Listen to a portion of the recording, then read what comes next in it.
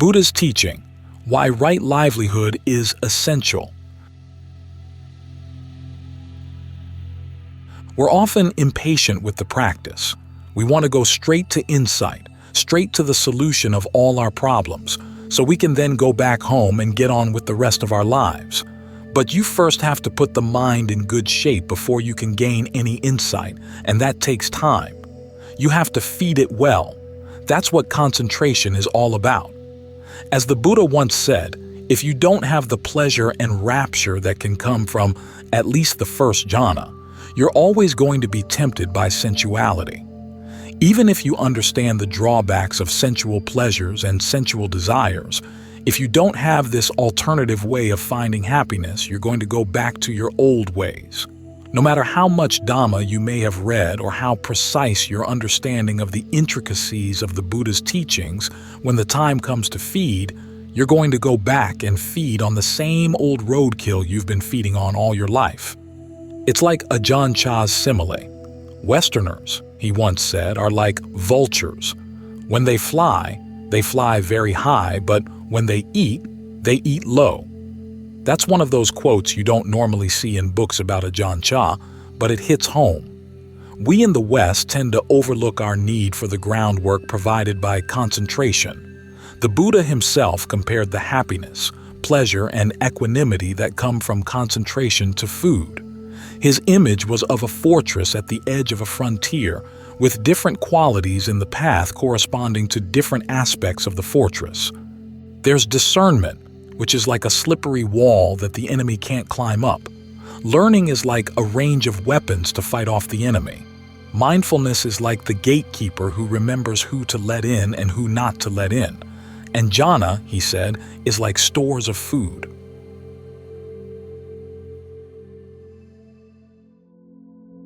Right livelihood in meditation.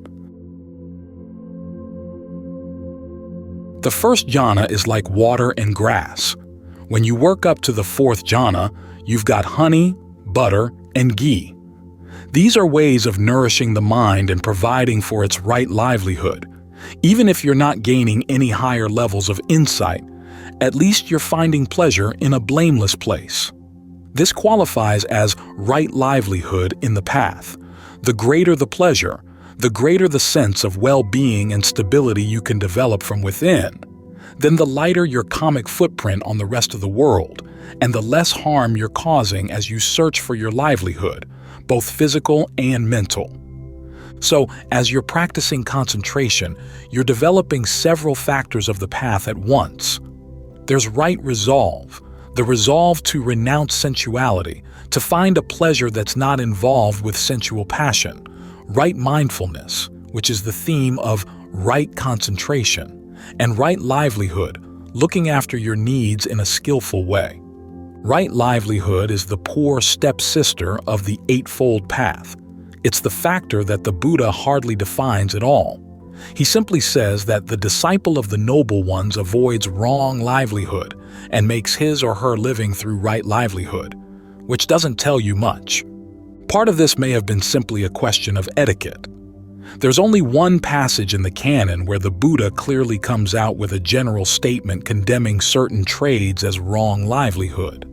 He lists 5: trading in poison, trading in weapons, trading in intoxicants, trading in meat, and trading in human beings, saying that the disciple of the noble ones avoids engaging in those forms of trade.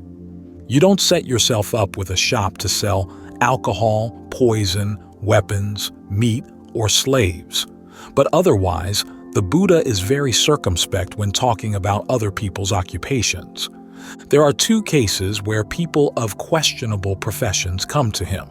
One is an actor, the other a professional soldier. They say pretty much the same thing. Our teachers who taught us to be actors, the actor says, claim that if you spend your life entertaining people with your imitations of reality, making them laugh, you're going to attain the heaven of laughter after death. What does Master Gautama have to say about that? The Buddha twice refuses to answer, but the actor keeps after him and asks him a 3rd time. So the Buddha finally says, "Well, It looks like I can't get anywhere with you by saying, I don't want to answer that. So I'll answer you. He goes on to say that if, as you're acting, your motivation is to give rise to greed, anger, and delusion in your audience, then after you die, you're going to go to the hell of laughter, i.e., not the place where people laugh with you, but where they laugh at you. So the actor breaks into tears. The Buddha says, "See, that's why I didn't want to answer your question." The actor says, "No, I'm not crying because of what you said. I'm just crying because I've been deceived by my teachers for so long." Similarly with the soldier says, "I was taught that if you die in battle, you're going to go to the heaven of heroes. What does Master Gautama have to say about that?" Again, the Buddha twice refuses to answer. When pushed for the third time, he finally says, "When you're in the midst of battle, giving rise to the desire for the killing of other beings, may these other beings suffer, may they be harmed, may they be killed. That mind state, if you die then, will take you to the hell of heroes who die in battle." Like the actor, the soldier breaks into tears and the Buddha says, "See, that's why I didn't want to answer your question." And the soldier, like the actor, says, "No, I'm not crying because of what you said. I'm just crying because I've been deceived for so long by my teachers." The Buddha's etiquette here is interesting. He didn't set out on a crusade against actors or professional soldiers or advertising people or bankers or whatever. Only if he was pushed would he condemn a particular occupation. Otherwise, he would ask you to reflect for yourself on your means of livelihood. Is it harming other beings? Does it involve lying? Does it involve unskillful mental states? If it does, then maybe you should look for another occupation, which, of course, may take time.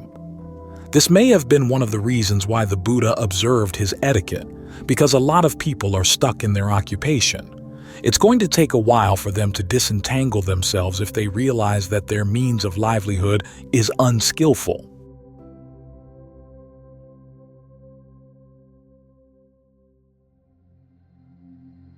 Practicing right livelihood, harsh reflections.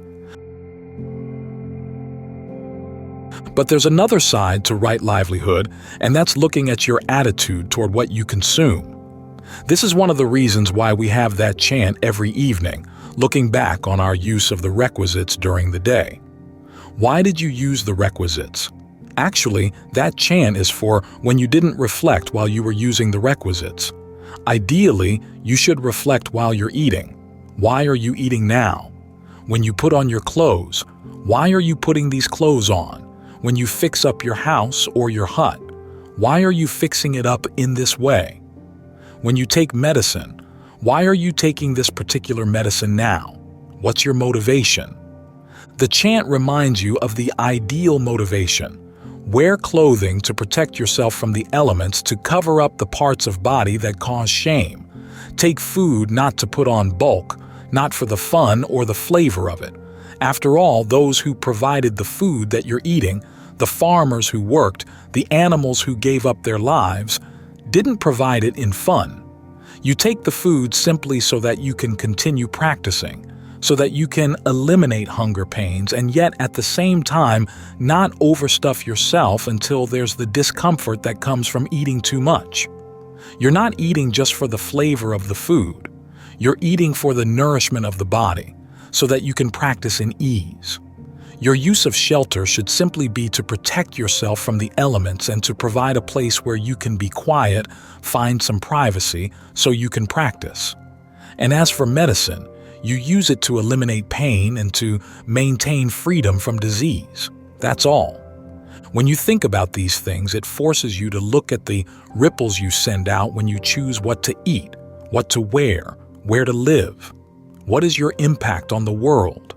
The fact that you're alive and breathing means that you have a lot of needs, and the needs can be met only by relying on others. How can you rely on them so that you're not harming them or causing them unnecessary pain? This reflection ties in with one of the important principles of what are called the customs of the noble ones, which is contentment with your material possessions. When you think in these ways, you find that you're buying less, using less, because you're looking elsewhere for your happiness. i.e., you're looking inside. This is where the concentration comes in. This is why concentration is an important element of right livelihood.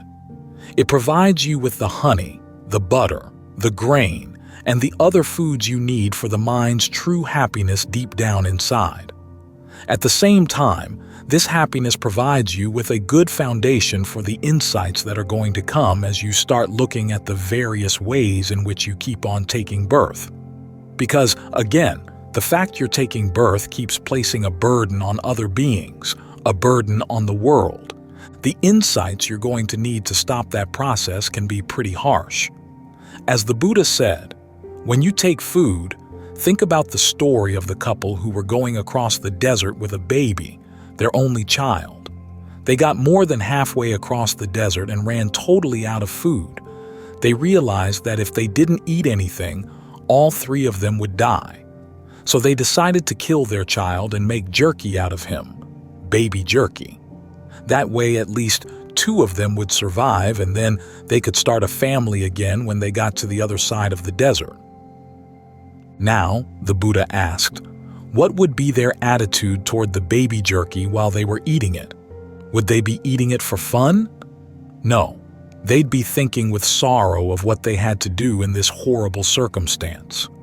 That, the Buddha said, is how you should regard physical food, as baby jerky, not something you eat out of joy or for the flavor, but simply to keep life going, realizing that your having to eat causes suffering, causes pain. That's a harsh contemplation, one of many harsh contemplations in the Buddha's teachings.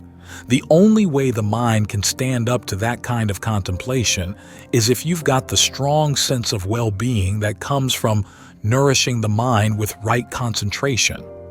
Otherwise, the insights that can come from meditation, if you don't have a good solid foundation like this, can be disorienting, destabilizing. So as the foundation for your practice, you want to keep working on these skills. Appreciate the simple quality of getting the mind still, finding a sense of ease simply through the way you breathe, gaining a sense of well-being, rapture, equanimity when you need them. In this way, you nourish the mind with good, harmless food. That's right livelihood in the highest sense. It puts you in a position where, while you're still alive this time around, you weigh lightly on the world around you, and you're developing the skill so you don't have to come back and weigh the world down again. This is why the Buddha's teachings are not selfish. They're not something you get through so you can then get on with your life. They're a way of living so that you cause minimal harm to others and ultimately can find the happiness that frees you from coming back and causing harm again and again. They're an act of kindness both for you and for the whole world around you.